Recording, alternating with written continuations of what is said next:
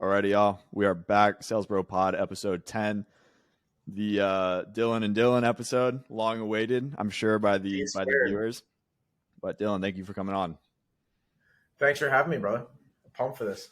Awesome. So I like to do this just so people who may not know you now know you, and everything that we're talking about has a little bit of context. Can you give us the elevator pitch on who you are, what you're doing right now, and then we'll take it back from there. Yeah, absolutely. So Dylan Rich, just a different last name than you, right? Same. The only way you spell Dylan, right? Dylen, none of this DI shit. Sorry, Dylan, or Dylan on Twitter, if you're hearing this, Dylan, I forget his last name. Shit.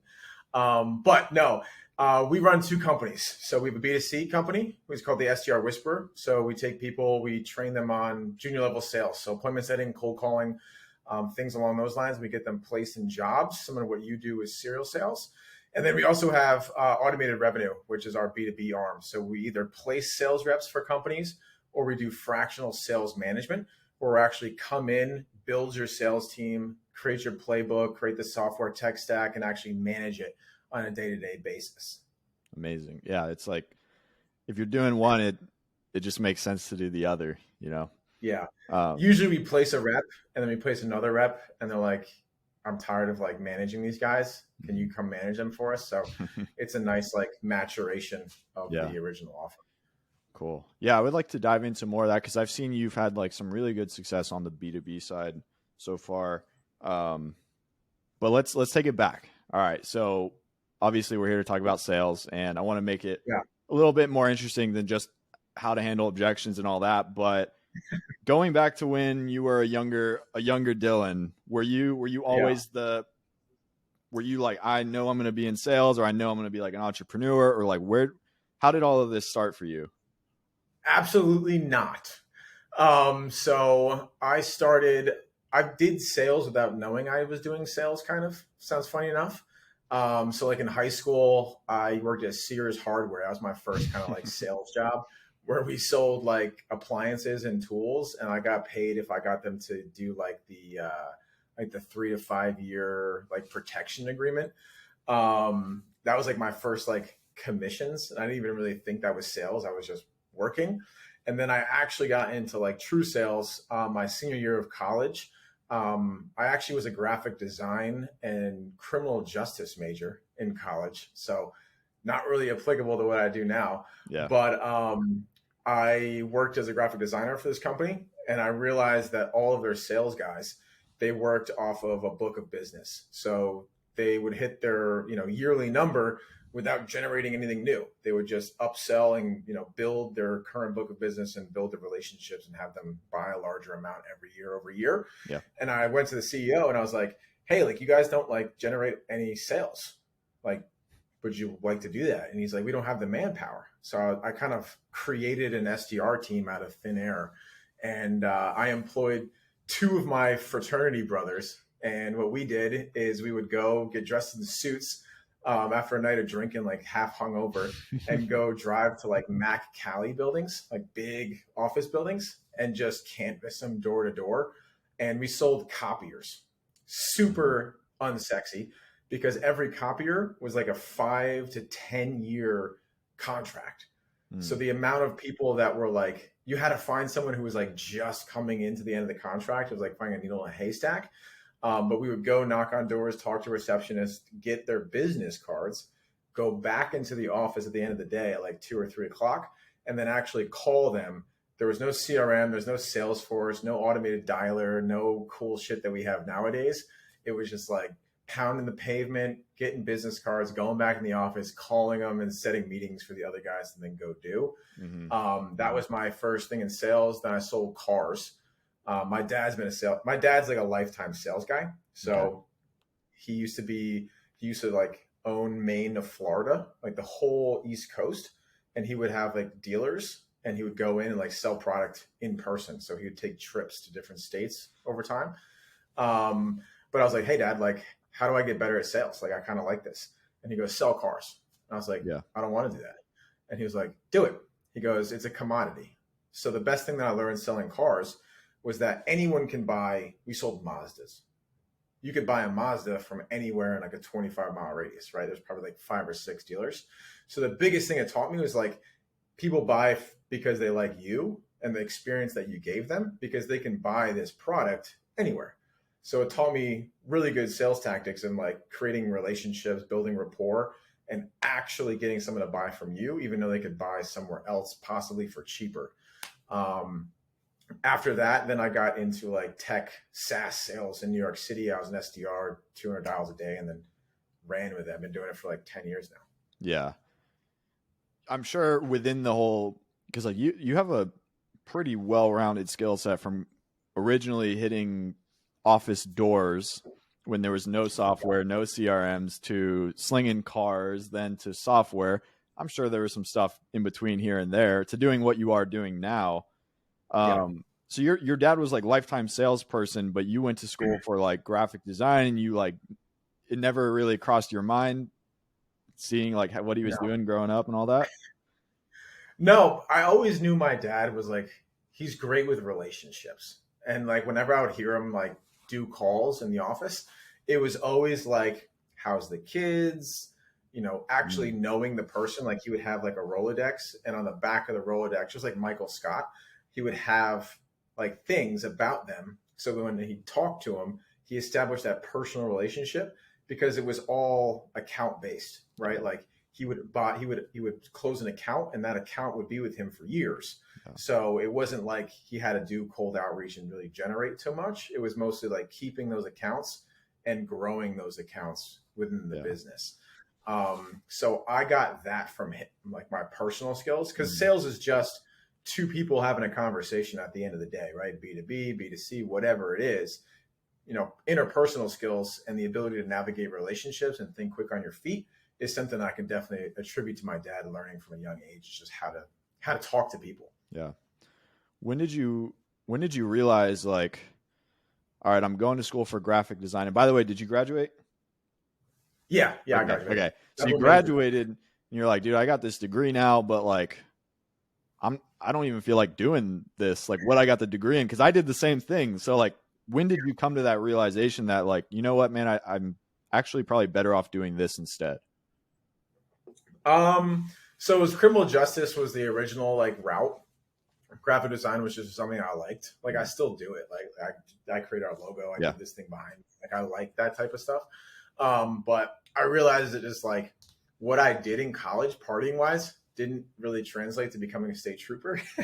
They do like a hair follicle test, and I was going to fail the shit out of that. Yeah. And I was like, what do people do when they don't do what they want to do? Sales. So I kind of fell into it, and luckily I did. Yeah. Now that I think about it, like most people that got into sales and did something worthy of doing, like they didn't intentionally get into sales. Like most of them got into it because they're like somewhat of a back against the wall situation, or they're like, oh, I think like I heard you can make some money doing this, so let me try it out. But I feel like it's very rare that people are like from a young age, oh, I want to be a salesperson. Did you, when you were like teenager or like earlier in college, obviously you knew what a salesperson was. Like, did you ever have any preconceived notion of like what a salesperson was? Like a lot of people think negatively of them. Did you have that, or were you like, nah, my dad's a badass, like I love salespeople? I had a good positive outlook on sales, and a lot of people don't. Like you put content out there, I put content out there, and like you open yourself up to people who don't think in abundance, right? More so in a scarcity mindset. And like, oh, sales is a scam. Sales is the worst thing in the world. I'm like, dude, sales is everything. Like if you're talking to, like, if you're dating, that's sales. Yeah. If you're, anywhere in life, like anything that you do, building friendships, sales. It's all personal relationships and being able to like communicate with another human being, and like how do you make plans? You need to do follow-up. You need a plan. You need to research. Like all of those skill sets that you learn being a good salesperson translate to everything that you do, because everything in sales is just personal relationships and being able to deal with human beings. Yeah. Yeah, that's true. Like sales is... So people are more salespeople than they believe.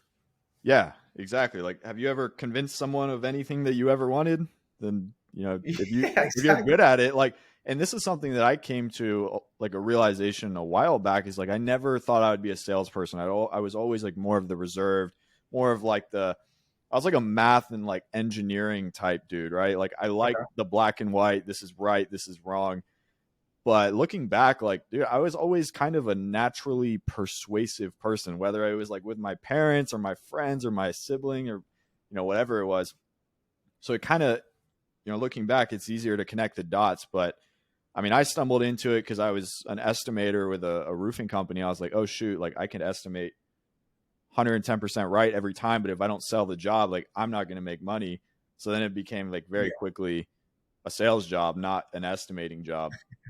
Yeah. So I had to learn real quick. But I wanted to ask you, so you started with like super janky setup, hitting the doors to then cars, then software. What Yeah. are like some of the biggest things that were the same through all those industries? And what were some of the biggest things that were like different? Yeah. That's a good question.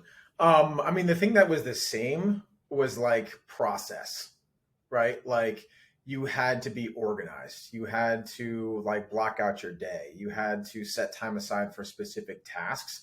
Like the coolest thing for me that I realized in car sales specifically. So if anyone's listening to this is in car sales, they understand this. But if you're not in car sales, the way it works is your leads are who you talk to first. So once I realized that like you don't just get like doled out like 10 people walk in the showroom, each of the 5 people get 2 reps or 2 sales conversations, like that's not how it happens. It's if you talk to them first, they're your sale to close. So as soon as I like understood that fundamentally, I like went out. I would stand in the parking lot as soon as you parked your car, like boom, I'm there with a handshake. They're like, You what were the that fuck? guy. Yeah, I was that guy. But I was like, why would I let a potential sale Mm-hmm. like find me, right? And I think that really helped me in everything that I did was like you just have to go and get it or find it to be good at sales. Like you can't just have sales come to you. Yeah. You have to go find the sale. So that was things that were very applicable to everything, right? Like you had to go find opportunity. And the thing that was fundamentally different was knocking on doors in car sales was face to face. When I got into remote or inside sales, as they call it in the SaaS world, when you're in a room and you call people or email people, you lose that personal touch, right? Like you can't shake their hand, they can't look you in the eye, you can't have a smile and like charisma, and like being able to learn how to still have that personality when they don't see you and they only can hear your voice or hear the words that you say and read your written word. Like that was the biggest difference for me. That was like a hard thing for me to overcome when I first started being an SDR, the tech sales, was like, this is not like in-person sales at all. So I had to like relearn sales. Yeah. Yeah. That's big too. Like when I went from roofing to like high ticket sales, roofing is all like the sales cycle is 2 to 3 months. We're talking insurance and meeting other parties and planning and all that. And it was like super like come in my house, sit down, have a drink. Let's make the game plan, get you the best roof. And then high ticket sales is like this person opted into a free training and they don't even really sometimes realize that they're now coming into a sales call. And sure, you have Zoom, so like you do have that advantage, but like from a 2 to 3 month sales cycle down to like 1 hour, where literally, you either collect cash or you'll probably never talk to that person again, assuming we're like talking coaching space, right? Yeah, you have one shot. I was like shocked. Like I was like, I'm killing it in this over here. It's going to be so easy to transition. And like, it probably was easier than if I didn't have that experience. But even then it was like, dude, I thought I was the shit. And I got kind of hit in the Don't we face. all? What's that? Don't we all as salespeople think we're the shit? Yeah. I mean, that's like the mentality you have to have, whether you are or not, like don't be an asshole about it, but you got to believe that you You gotta have you a can do it. swagger to you. Right.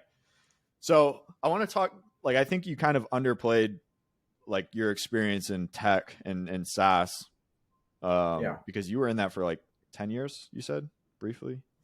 Yeah, like 7, 8 years. Yeah. 7, 8. So I you, have like 11 total years doing sales. But yeah, SaaS and tech it's a whole different animal. The one thing that I feel like a lot of people miss out on is like the boiler room like opportunities. So when I first did cold calling, my boss Evan, total beast. Like he built Uber Eats sales process, and like hmm, he was like one of the first sales hires building out the sales team for Uber Eats. Like really good mentor to me. But when I first got there, I was terrified of the phone. I was terrified of the phone, and like I think it was more like terrified of fucking up in public and like having people hear me fuck up. And like I was the desk closest to him because I was the newest hire, right? He wanted to like hear it and like coach it. And I just remember like in that boiler room mentality, like you can hear everyone else calling.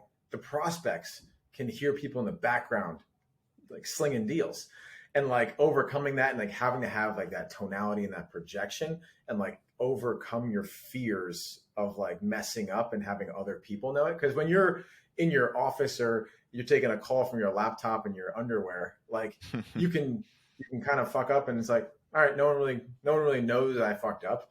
yeah, But in that situation, like there's full accountability. Plus, on the positive side of things, it's like so good energy. Like you yeah, hear someone next to you like book a demo or close a deal, and you're like, "Fuck! Like I got to do that now." And like it fuels you.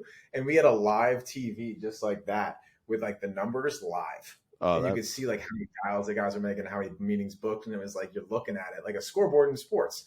Like, oh shit, I'm down like 3 book meetings today. Like I got to get my shit together. So that was like a really cool thing to have, like in person, like in the office sales. And I know like the whole remote lifestyle and everything we both preach, and it's awesome because of mm, freedom. Um, but it's also really cool to be in the office setting. And yeah, yeah. SaaS and tech sales is a whole different animal because you're dealing with it's all cold. It's all Yeah. cold. I feel like there's some great people because a lot of people now are getting into sales, like straight into quote unquote high ticket sales. Um, Yeah. and they don't have the experience from like the door to door, the boiler room, or whatever that is.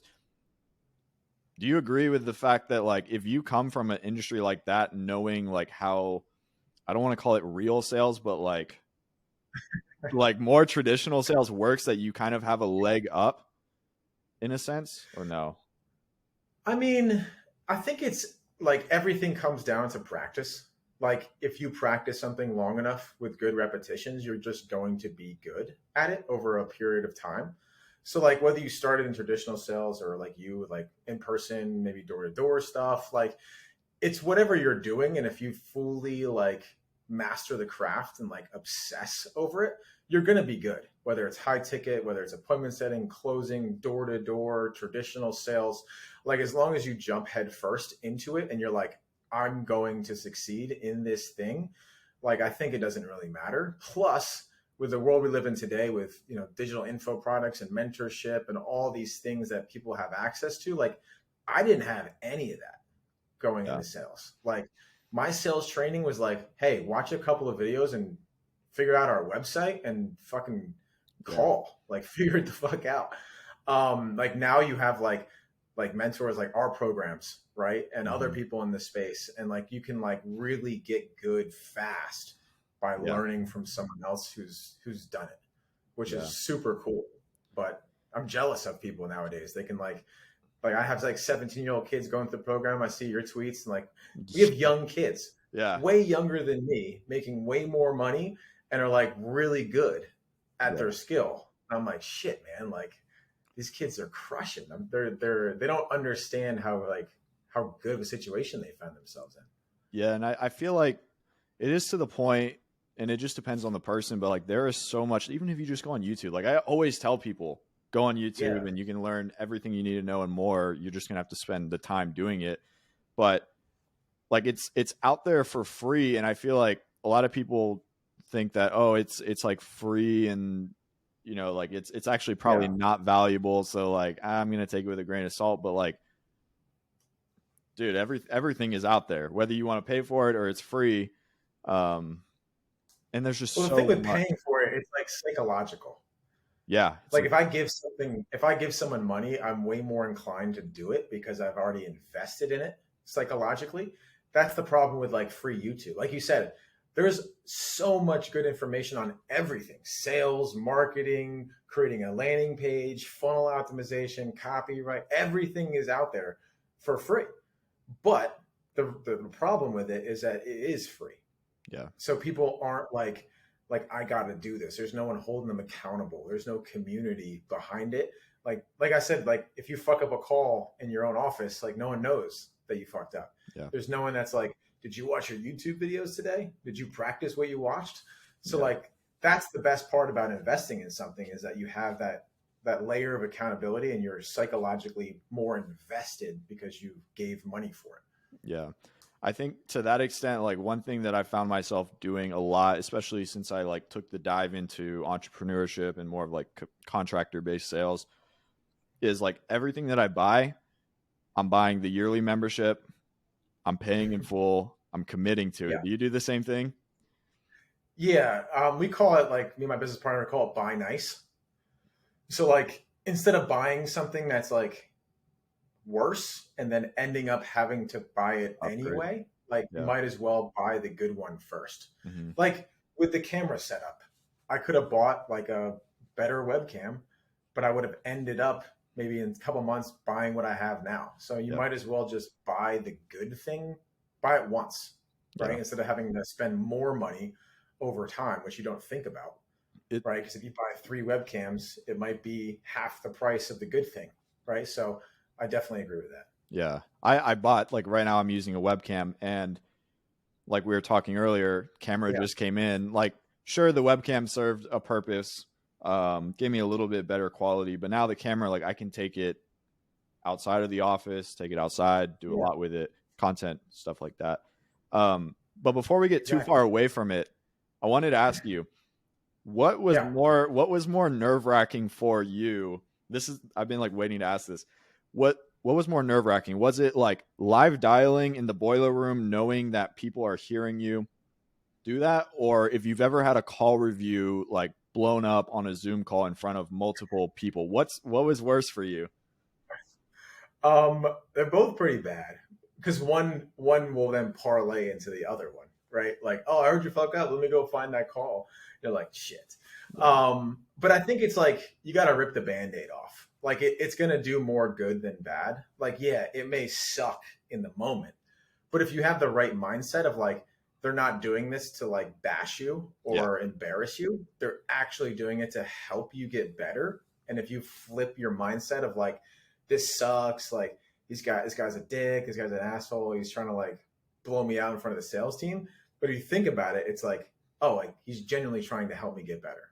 Yeah. So, I mean, I think the more nerve-wracking thing personally was doing it in a live environment and like just having to just nut up and just do it. And like, if you suck, you suck, you just get better. I would have to say the boiler room was definitely a little bit harder.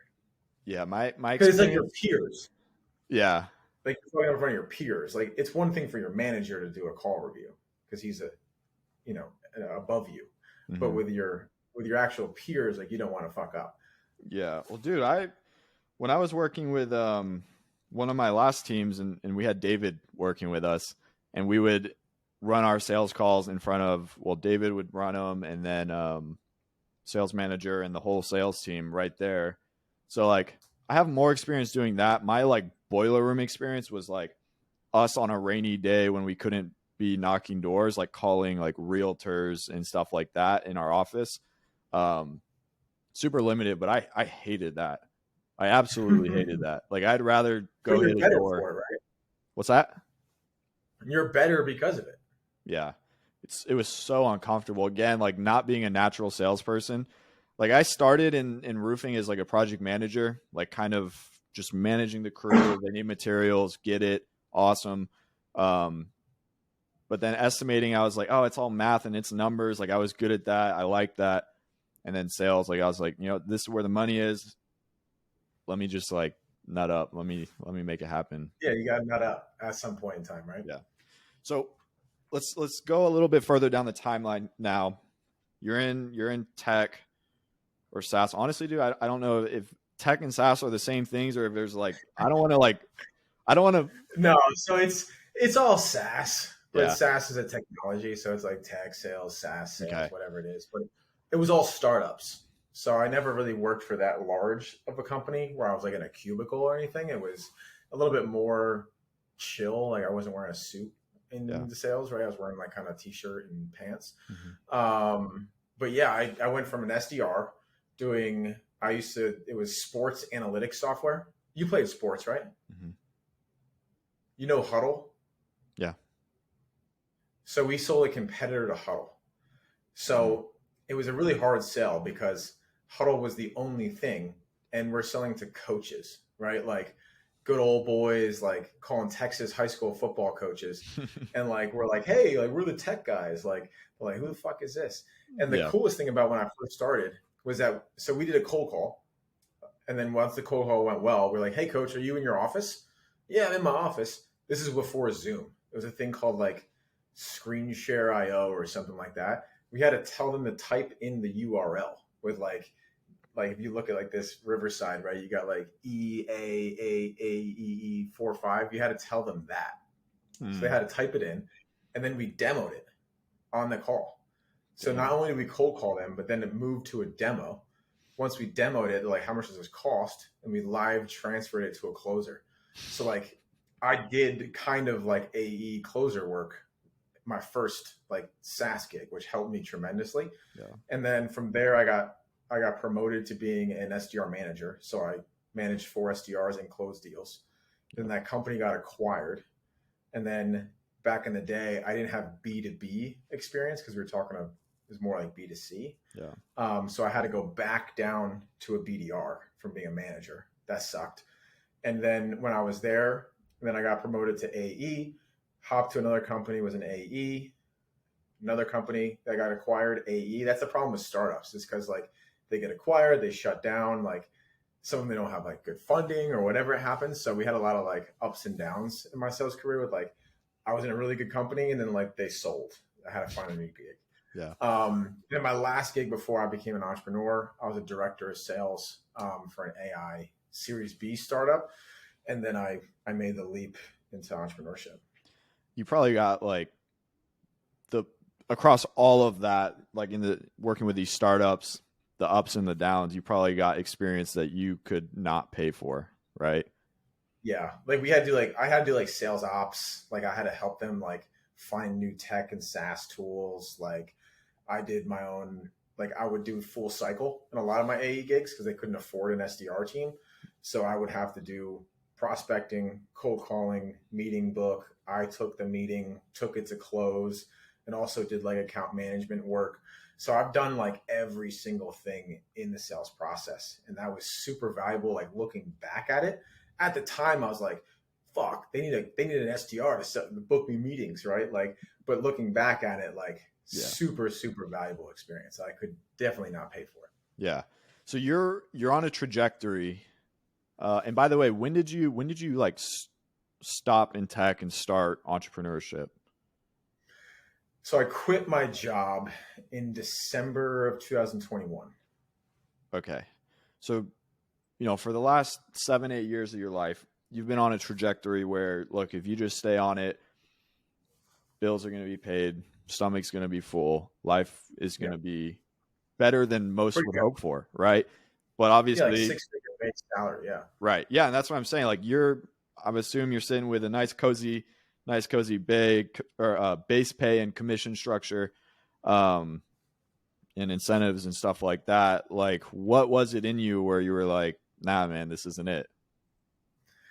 So I joined a coaching program called Wake Up Wealthy, and I kind of was just feeling feelings of like unfulfillment, like what am I truly doing in life? Like I kind of had like a aha moment. A really good buddy of mine from college named Bill, he was in that program, and I kept seeing him like post stories of like him doing really cool stuff and like meditating, went to Costa Rica, did ayahuasca, and was like really like living life to the fullest. And I was like, I'm commuting every day into New York City. Like I've been doing this for a long time. Like there's really no true more ascension than where I'm at, right? Director of fucking sales. Like Yeah. Like the only ascension from that is like chief revenue officer, and then that's it. Like that's the ceiling. And I was like, and I have a good mentor named Dave. He's a CRO, and like he didn't like he still had to deal with a bunch of bullshit, right? And like sometimes like all these different situations would occur, and I used to golf with him every Friday, and I would get like a sneak peek into like what that life is. He had a massive like $1 million house down in South Jersey, like on the exterior, he's crushing it. Yeah. But since I knew him personally, like it sucked. Like he had problems. He worked all the time, like 60, 70 hour weeks still. And like, I was like, I don't know, man, like this doesn't really feel like it. Right. Like I'm good at what I do, but it's only going to get me to X ceiling. So I joined this program. It's they have 4 pillars: mind, body, spirit, and business. So essentially living your life in alignment with like your actual like spirit and like your energy. And then everyone in there is an entrepreneur. Yeah. So I got a good look at like what entrepreneurship is, like how much money these guys were making, and like truly the skill sets that were required. And I looked within and I was like, I have these skill sets. Like I can do this. And it gave me the confidence to be able to start something. So I obviously started automated revenue while I still had the job, right? I still had the cushion. I didn't just quit my job and like, oh, I hope I figure this out. It's like I was at like 10 to 15K a month, and then I quit. I actually quit by pitching the company I worked for on automated revenue. And it was really cool because I knew all of the pain points of these companies. So I just created a solution that would work for the companies that I've worked for. So I knew all of the pain points and the things that they spoke about in every leadership meeting and everything that they were like looking for. So then I just built the solution. So then I knew that when I went to market, there was already an audience that fit the bill for what we did. Yeah. So that was awesome. It was a really cool experience, and like joining that group changed my entire life and so many other lives from what I've been doing now. Yeah. I've heard of Wake Up Wealthy. Who runs that? Like, is there a person? Bertie Kern and Julian Rosen. Yeah. I know one of their closers. Oh, really? Yeah. He's in the group. He's a cool guy. Oh, nice. He said it's a hard one to sell though. But I mean, think about it. You're selling essentially a mindset course. Yep. So your prospect doesn't have a correct mindset. So it's very hard to sell somebody who know they don't have a good mindset on like changing their mindset. It's a very hard sell. I actually did closing for them when I was in the program. And it's a tough sell because the people that you're selling to inherently have a problem with like doing exactly what you're trying to sell. Same with like fitness and dating. It's like you have the problem because you have the problem because you have the problem. Like you have to break them out of that like decision making process, which is it's doable, but it's not the easiest. Like financial ROI, here we're gonna help you make your drop shipping store, and we guarantee $5K a month. Yeah. It's a little bit of it easier. Black and white. Yeah, a little bit of it easier sell, especially when it's offered gray. Yeah, and it's like you definitely have to sell it with like a little bit of tough love to get them to take action. Yeah, you got to tell them what they need to hear, not what they want to hear. Yeah. So we met like, man, I can't remember when like we first met. Obviously we connected on Twitter, and then you opened up SDR Whisper, and I was like, dude, let me get in while it's cheap. No brainer. That had to have been like late, like summer last year. When did you open that up? Yeah, like you were like probably like under 20 students, like one of the first 20 in there. Yeah. Yeah, because I think you were still doing roofing sales when you spoke. I think I got out of roofing in February or April. It might have been right around there. Shoot, it might have been. But you had started the B2B side of the business first, right? First. Yeah. Okay. Yeah. And then it just was the natural progression. Like it doesn't make sense for us to not have control over like their skill set, right? Yeah, it was really hard to find good salespeople. And we were like, well, we've been paid. My business partner, Jake, he's been a fractional like CRO. He had the same kind of skill set that I have, probably a little bit more than me. working with these companies, and he really loved like the SDR appointment setter function. Yep. And he was kind of like the brainchild. He like told me on a call before we became business partners, he goes, I'm the SDR whisperer. And I'm like, that sounds pretty fucking cool, man. And like, he's like a dreamer. I'm more of like the not action taker, but like implementer of the two of us. And I kept hounding him. I'm like, yo, we should create the SDR Whisperer course. We should create the SDR Whisperer course. Like, I'm building an audience on Twitter that would love this. Like, I'm building the audience. Let's put pen to paper. And then that's kind of how it came to be. Yeah. Jake is a cool guy. I met him a few times on one of like the mindset calls. He was like, it was like really good stuff. So let's talk about that. Like, what is it like? Cause I have people that I work with, but like, I don't have a partner in the business, and maybe he's not like partner in both, or maybe he is, I don't really know, but like, what is it like having someone like that, along your side? You can't put a price on it. Like, so we met in Wake Up Wealthy. So we have that foundation of like the mind, body, spirit, and business. We think and operate the same way up here, not just business wise. So we connect personally and on a business level, which is like super awesome because like if we're going through something, like I can lean on him, he can lean on me. We understand the bigger picture of what we're doing. It's not just like, hey man, like let's fucking make some money. It's like, no, like let's change lives, right? Like that's what we're both doing here is we're changing the lives of the people that come in contact with us. It's heavy stuff. Yeah. But being able to have someone that you trust 100% on the other side of things, and you know that shit's going to get done when they do it, like it's amazing. Can't put a price on it. Yeah. I need to find that person. I got some guys that are really solid, but I'm to the point now, like, and I've had a few people come to me and they've got some great ideas, but it's to the point now where it's like, I can't just bring someone in and say, okay, let's go 50-50. And like, I've put all this work into it. So I got to figure something out. You just got to like, it just comes down to trust. Yeah. At the end of the day, like you got to trust your gut. And like, there's the really shitty feeling of like, this could totally fuck me. But at the same time, like this could totally like change everything. Yeah. Right. Like you got to weigh those pros and cons. And the best way to think of it is like, what are my weaknesses and what are my strengths as a business owner? And find someone who is their strengths are your weaknesses and your strengths are their weaknesses, like a yin and a yang. Right. So like Jake is super people oriented. I'm more process and systems oriented. Right. So from what you've told me, right, you're black and white engineer. That's kind of how your brain works. Like find someone who's more of like a people person and big dreamer, where like big ideas come from him, and like you put those big ideas and make it a reality. Yeah, that's why we were good together. Yeah, that's something to think about. Something to think about. You're gonna get some DMs after this, like, hey man, let's go 50-50. I know, and it's gonna be from like super spiritual, like, dude, I'm such a people person, like I can help you with your vision. No, let's talk now. So people listening, if they didn't already know you, now they know a little bit about what you're about, what you're up to, working with the businesses, working with the sales reps, kind of being the mediator between the two.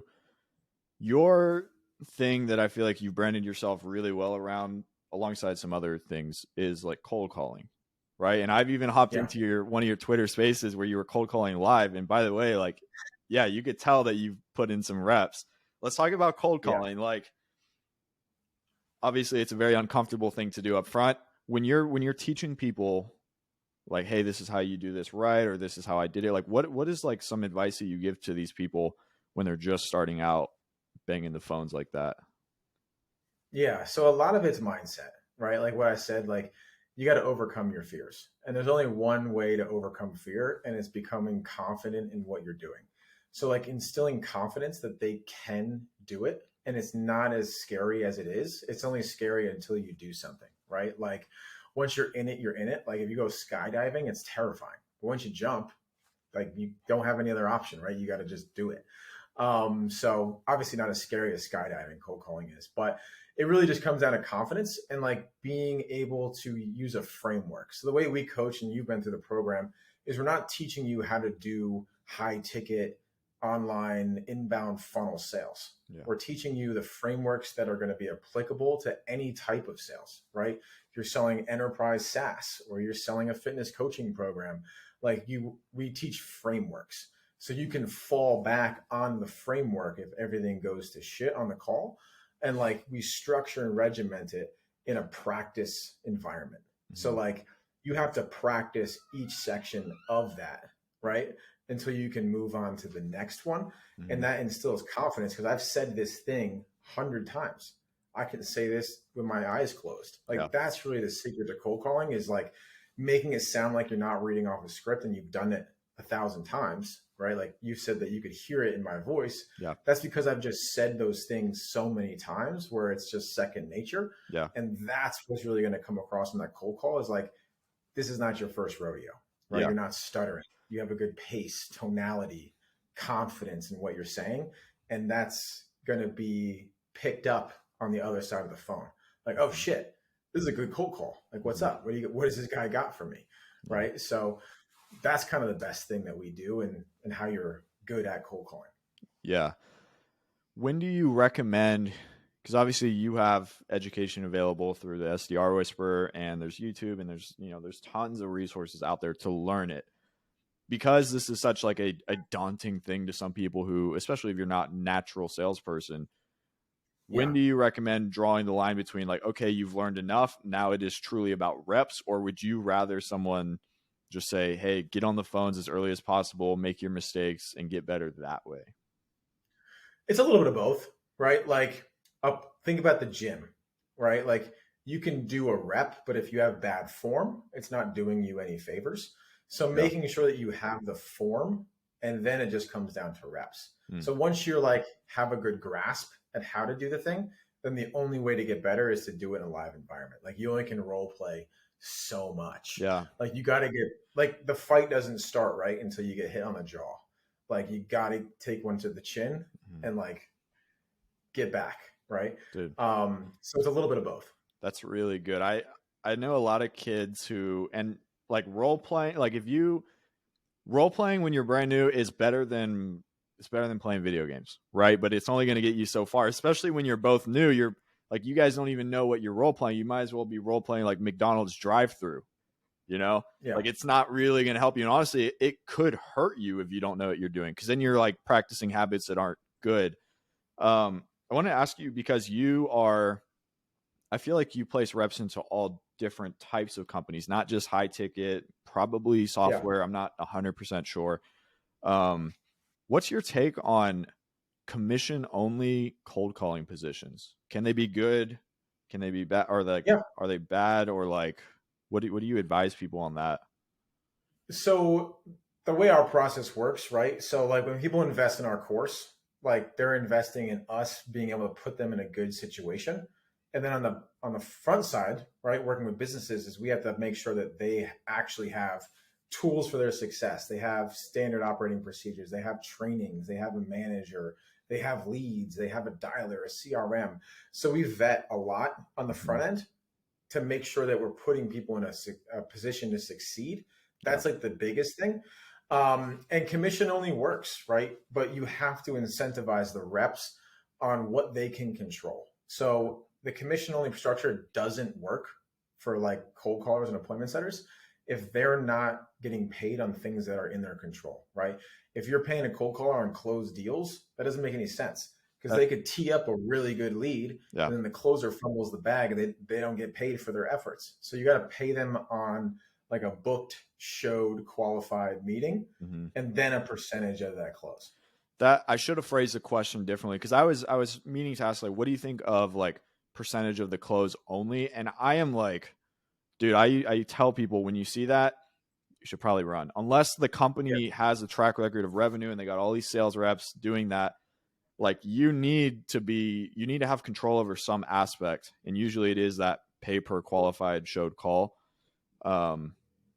which is good. Cause I see a lot of guys, they especially if, I'm sure you're in the Facebook groups to some extent and other places like Yeah. people on Twitter, and they're like, I'm hiring an outbound cold caller. I'm giving you 20% commission on a closed deal, but it's like they don't have any revenue coming through the door. It's really a Yeah. situation where they can only win. And like Run. so many Run. of these new guys coming in, they're like, oh, dude, I just got hired. I'm going to be making cold calls and I get 20% commission. And I do my best to tell them like these are the things that you should try to look for, being like Yeah. revenue and sales reps and stuff like that.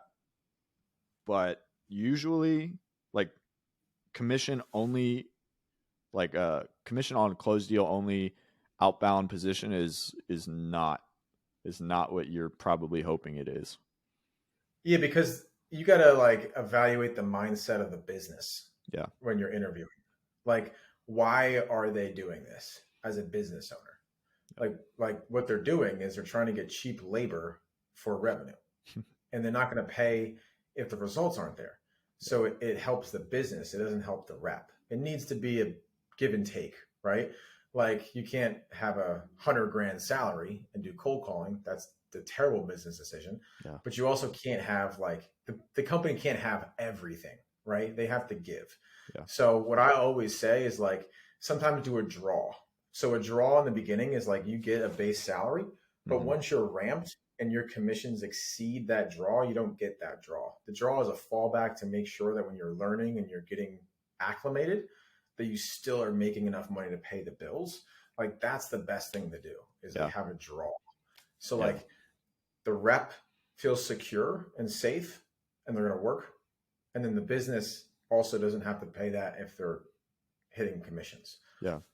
When do you, because I know you help these businesses to like create their structures and their plans for the sales reps. When do you recommend, let's talk appointment setters or cold callers. When do you recommend that they give a base of like $2,000, $4,000 versus like straight, you know, I'll give you 200 per showed call and then a percentage or whatever. Is there a clear distinguisher? I think it comes down to the offer, right? So like if you're calling like real estate agents, you're gonna be booking a bunch of calls. You probably don't need a base.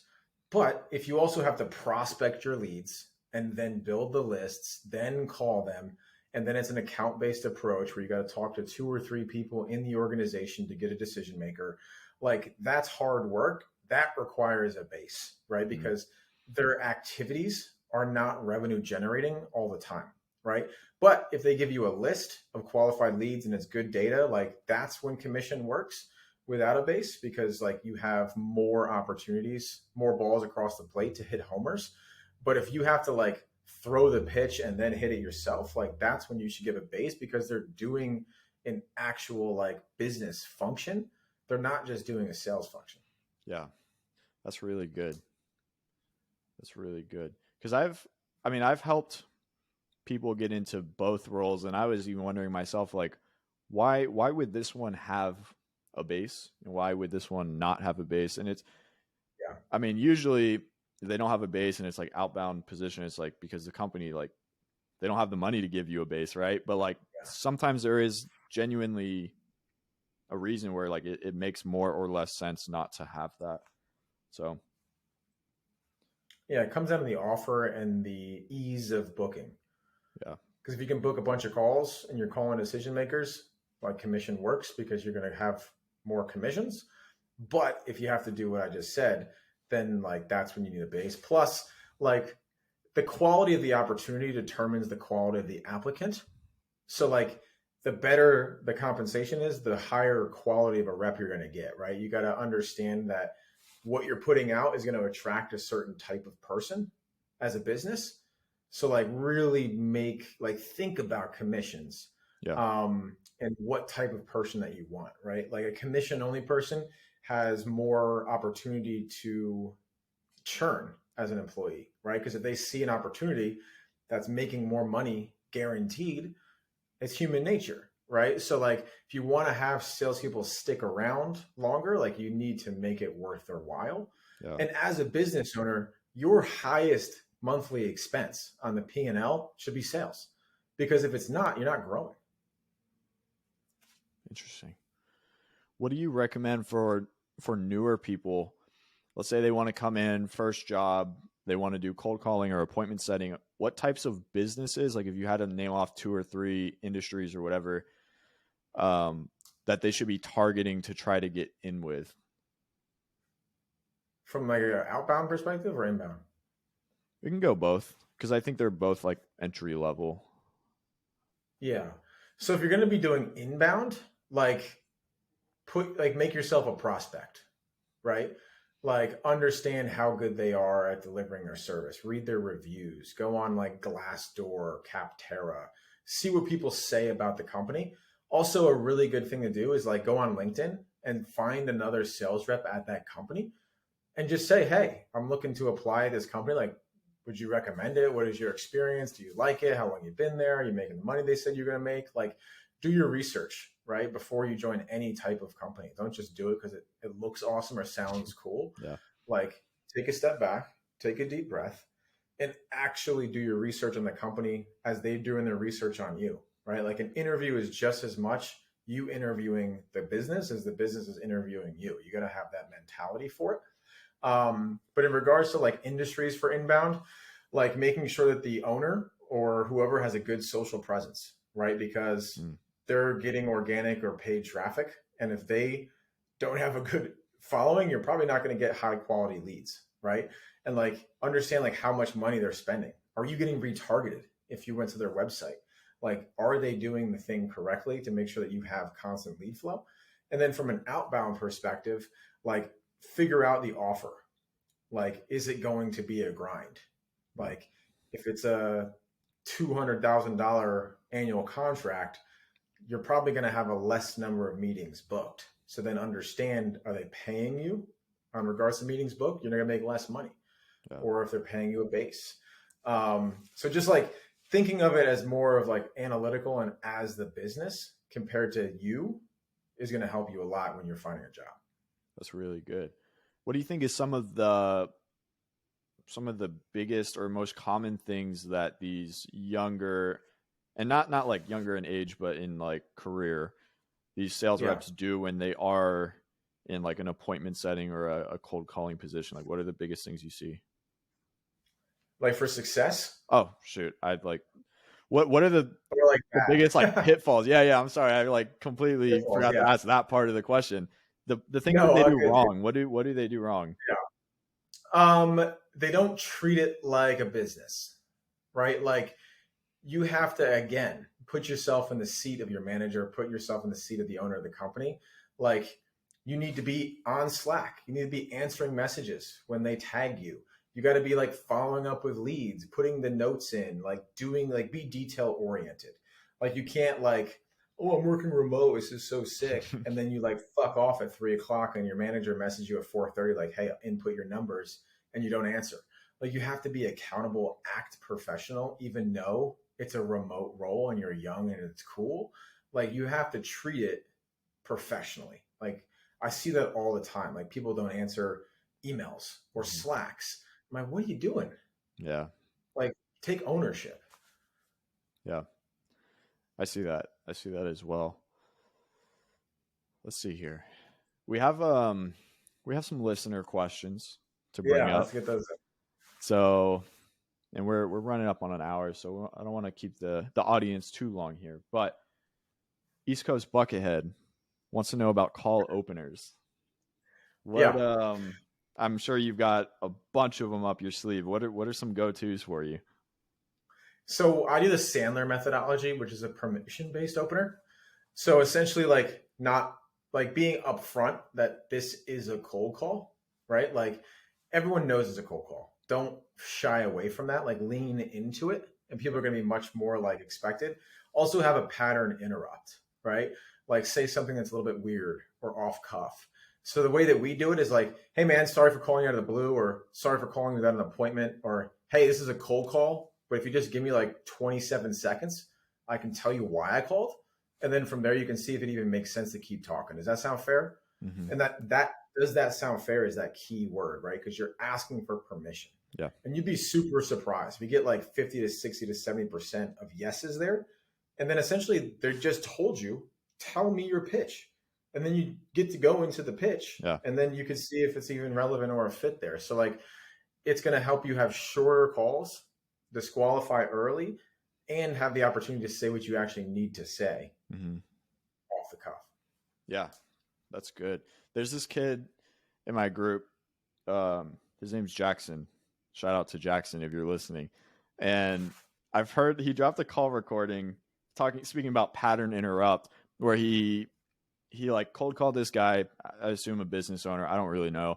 And then I'm not recommending this to the audience and you should do this at scale, but like it worked for him. He was like, oh my gosh, like I just dropped my sandwich and now my dog is eating it. And like the guy like started laughing, and he was laughing, and then this was a while back. I can't remember exactly what else happened after that, but he ended up like getting the guy to proceed, like go ahead, book the meeting. And the pattern interrupt was like, oh, like I dropped my sandwich and now my dog's eating it. But actually, like I was just cold calling you. Like, do you have a couple minutes or something like that? So like that was super, super creative. And I've heard him and some other guys in the group make like just crazy off the cuff stuff that like it works because it was so different. And that works for two reasons. One is it's like fun for you, which means it's like you're having fun, your tonality is better, you have more energy. And as soon as you get a prospect to laugh, like you're in, right? Like it just creates a more personal call. It's not so like business and scripted and structured and boring. Like the person, like you want to pattern interrupt, right? Because they're picking up the phone. As soon as they pick up, they're like, fuck, I just picked up a cold call. Like, God damn it. So like you have to like overcome and navigate that. And if you're able to get through that first like 15 seconds, like you're in the clear. Yeah. Because that's like the time, that's like the make or break time. Yeah. How does your approach change when you cold call like somebody who is also in sales or like a manager type? Like, is it the same, or like, how does that? It works better. Yeah. Because salespeople appreciate salespeople. We've had our cold callers like get offered jobs on the calls. They're like, this is a really good fucking cold call. Like, can you come work for me? So like people appreciate good salesmanship. And if you say it's a cold call, most of the time a sales guy, I mean, they pay people to do cold calls for them. They've done cold calls. That's why I say don't shy away from it. Like it's a part of business. Like it doesn't have to be this like, I'm bothering or like being a scammer or whatever, right? Spamming people. Like this is how business is conducted, right? So lean into it. And when you're talking to senior level salespeople, they're like, yeah, what do you got? Like, pitch me. Yeah, they know it's coming. Whenever I get cold called, I'm always evaluating it. Maybe I could sell him on the whisper if he sucks at it. Yeah. You reverse pitch? Yeah. Funny. Hey man, that wasn't the best cold call. When you want me to teach you how to do one? That's funny. You have like pretty good natural tonality, it seems like, and somebody was asking in the reply tweet, he just said tonality. Like what is this something that comes pretty natural to you? Or is it something you trained rigorously, or like what's your take on that? Yeah. So the best things is like body, right? Like the way in which, like I'm standing up right now. If I was sitting down, I'd have different tonality. It's like smile on the call.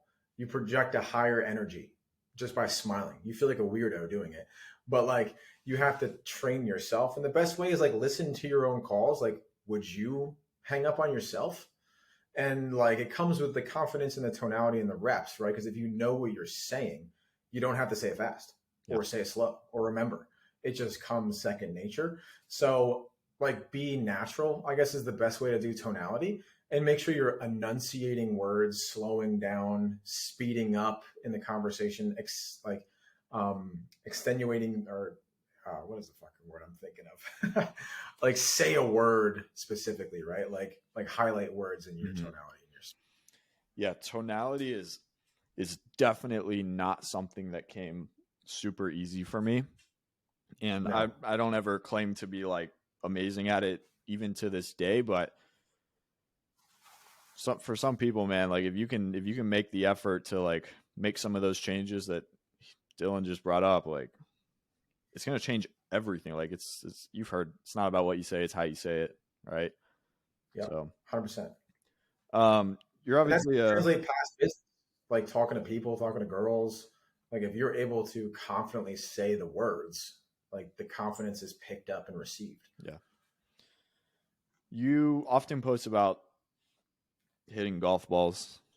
I think you Too have much. like Tuesday as your day, right? Is that right? Tuesdays where you like Fridays. I Fridays. golf this morning. Yeah. Okay. Yeah, how is that tied into like you keeping your sanity as you're like being a sales rep and growing a business and all that? I mean, it's like my solitude, right? Like I can just singularly focus on one thing. And I can't do that anywhere else, right? As a business owner, you have Slacks, you have emails, you have calls, you have Zooms, you got follow-ups, you got tasks, you got people pulling at you, asking you questions, Twitter, all this noise, right? And like a thing I love about golf is I can just go there, focus on one thing. I'm outside, birds are chirping, the sun is Yeah. shining. I can just focus on one thing. Yeah. The thing that sucks though is that I apply the same mentality to golf as business. So like Yeah. I'm like insane about tracking my metrics and my distances, my launch angle, my smash factor, and like club head speed and all this stuff. And it's like it gets too analytical sometimes, and I gotta like, dude, you're out here to have fun. Yeah, Like yeah. relax. I'm not treating it like a business. Yeah, I started picking up golf like I would say maybe a little over a year ago, and like I've never gone to play like a real round. Like I've played on a par 3. I don't even know if that counts, but I always just go to the driving range because I feel like I have not hired a coach yet. I know I need to. Um but I do I've never know had that a lesson. It's my third summer golfing. I just started too. okay. So I do know that that is definitely in the cards. Do you have a coach? No, never Okay. had a lesson. YouTube. Yeah, I've been watching YouTube's or YouTube videos like bringing out the clubs in the living room, that kind of thing. Um, all right, cool. Oh, you got it right there. In between calls or what? Oh, whenever I can get some swings in, dude. Yeah, just loosen up a bit. Get the Loosen up a bit. If pre-call someone drill. no shows, I'll like swing on Zoom and look at my swing. Yeah. Don't you ever feel like you might hit something important? That's how I feel when I do it inside. Nah, I kind of got like a spot where it Okay. won't break the fan or the windows. So there's like one specific spot I can do a full swing and feel confident in it. Cool. All right, I want to ask one more good sales question before we wrap it up. Yes, sir. I'm trying to think what that would be. What would the audience get the most value out of? Um, Lay it on me. I'm trying to think of something good. I I mean maybe I'll just do this instead. Like there's a lot of people listening right now that are just not happy with their situation, whether they are in sales or not in sales. Maybe they're young people, young guys, young girls, um, and they want to get started. What is some advice? And you've been in it for, I mean, over 10 years now, like altogether. Um, what is the advice that you give to that person who is like, I think sales is for me. I think I'm going to give it a try. Hopefully it works. What is the Yeah. advice that you would give them that would like shave off months of trial and error and frustration and stuff like that? Yeah. Yeah. It's simple. Daily actions compounded over time with an aligned intention towards something. So figure out like where your North Star is. Like, I want to do this thing, and then figure out, reverse engineer, like, what do I have to do on a daily basis? Create an Excel sheet and just check off, like, like create this Excel sheet, make it as a check mark, and just do every day of the month. Write down 5 things, like call them non-negotiables, right? So no matter how I feel, no matter what circumstances, whatever happened this day, I'm going to do these 5 things or I'm going to die trying. Mm. Pick out those 5 things, make sure that they're aligned, right? Don't just do shit to do shit. Like figure out what 5 things, if I did them every day for 3 to 6 months, would put me way closer to my desired goal. Write those down and do it every day. And then at the end of a month, figure out, am I closer to my desired goal? Yes. What did I do every day? Keep that for the next month. If you're like, I'm not any closer, and you look back and you didn't do them every single day, like now you know you got to fix. Or if you did do them every day and you're not closer to your goal, maybe those are the 5 things that don't serve you and you need a new 5 things, or 2 sucked and 3 were good. Keep the 3, add 2 more. But making it like bite-sized, it's going to compound a feeling of success and accomplishment, and you're going to feel really good about it. Because if you set like a really lofty goal, but you don't, like, think of it as a ladder, right? If you want to get to the roof, but you don't have like the steps are 6 feet, you can't get up. So make them small steps, because making those small steps over time, you're going to get to the roof. Yeah. Right. No matter how small they are. And you're going to feel accomplished every day. And that's going to compound, and you're going to feel good about it. You're going to build momentum. Yeah. So like, that's the best piece of advice that I can give anyone trying to do anything in the world is just make it a daily habit and track it. Yeah. That's some real wisdom. It sounds like you probably had to implement those things a few times over to get where you are now. So I lied. Absolutely. You brought up, some things that, well, like I was thinking like, damn, that shit sounds wise. Like maybe I should ask them one more. So let's say that someone's listening to this right now and they've been in sales for like a year or two, and they're like, dude, like I just haven't had my breakthrough. Like honestly, like I don't know if sales is for me. Like I wish I could make it work, but like I'm at the point where I think I might just have to go get a warehouse job, or I might have to just go like try something else. Like what do you say to that person? Ask yourself, am I doing everything that I could be doing every day to be good at what I'm trying to do? And if that answer is most likely going to be a no, figure out what you can do, right? Like if you're using a dull axe, you're not going to cut down the tree. You're going to get tired, you're going to hurt your shoulder, and you're going to get pissed off. Like sharpen the axe first, right? Like making sure that you're doing everything you can to get to where you want to be. Like the only person that ever holds you back is yourself. So like you have to hold up the mirror and be like, am I fucking up? Am I doing the wrong things? And then go fix those things. So then you can actually evaluate if sales or whatever you're doing is for you, right? Because if you're like obsessed in doing this and like, I'm going to succeed no matter what, and it still doesn't work out, then at least you gave it your best. And now you have data and information to make the next decision. Like I did my best, gave it my all. It didn't work out. I'm okay with my pivot now. You're not going to have a regret, right? Like Julian, one of my mentors, he's like, if you did your best today, that's all you can do. So just do your best on every single day, and you're going to have no regrets or feelings or anxiety, because you know personally, I did everything I could do in my power today to get to do whatever I wanted to do, desired action. Like there's nothing else you can do. Yeah. It's just your best. Yeah. Most of these people probably are not doing everything they could. That's why we teach mindset so hard in the course. It's because it's so important, right? Like how you show up is how your business shows up, or how your sales abilities show up. It all starts with you, how you think, how you act. Yeah. Everything. Yeah. And I think an important message is like, if you're in high ticket sales or you're working with startups, like there's a lot of opportunities out there that aren't going to be able to provide the income that you necessarily want. And so like, don't be so, take accountability, but don't be so quick to blame yourself. If you're not making 15K a month, you might just be in the wrong vehicle, right? Cause you and I both know there's people in sales making 50K a month. It's possible. You just got to get in the right vehicle. So, it's a bit of both.